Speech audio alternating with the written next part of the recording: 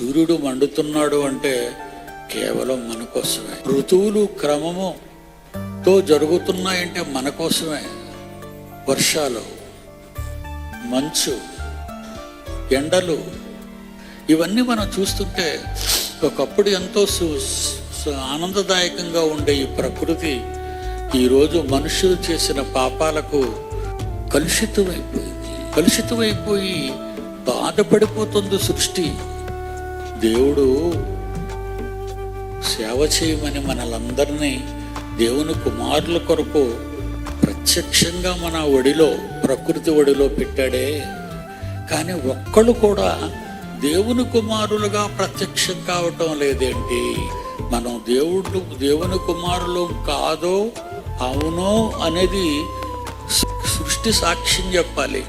సృష్టిలో ఉన్న సమస్తము మనల్ని అలాగా కనిపెడుతూనే ఉన్నాయంట.